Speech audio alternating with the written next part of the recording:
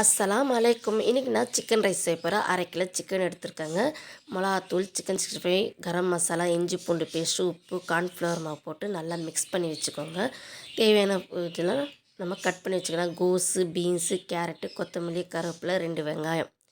1/2 கிலோக்கு இது போதுமானதுங்க. எல்லாமே கட் பண்ணி ரெடி பண்ணி வச்சுட்டேன்.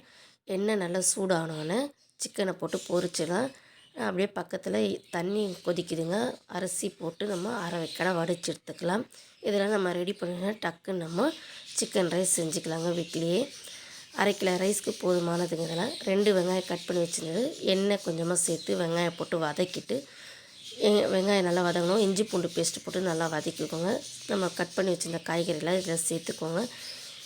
நல்லா சேர்த்து வதக்குவோங்க. இதில் நான் சோயா சாஸும் சேர்க்கல, குடமிளகாவும் சேர்க்கலைங்க. என்னோடய பசங்க சாப்பிட மாட்டாங்க, அதனால் நான் சேர்க்கல. இதில் நல்லா மிக்ஸ் பண்ணிவிட்டு 5 முட்டை எடுத்து வச்சுக்கோங்க. அந்த முட்டையை இதில் சேர்த்து நல்லா மிக்ஸ் பண்ணிக்கோங்க.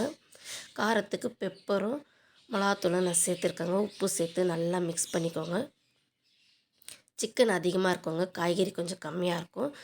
சிக்கன் தான் என் பசங்க நிறைய சாப்பிடுவாங்கனால நான் சிக்கன் அதிகமாக சேர்த்துருக்கேன். நல்லா மிக்ஸ் பண்ணோன்னே பொரித்து வச்சுருந்த சிக்கனும் இதில் நல்லா சேர்த்துக்கோங்க. நல்லா சேர்த்து மிக்ஸ் பண்ணிக்கோங்க.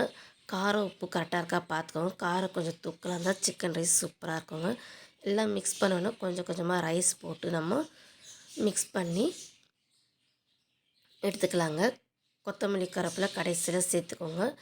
நல்லா காரமாக இருந்தால் செம்மையாக இருந்தது, சூப்பராக இருந்தது. காரசாரமான சிக்கன் ரைஸ் ரெடி. நம்ம வீட்டிலே நம்ம பசங்களுக்கு செஞ்சு கொடுக்கலாம்.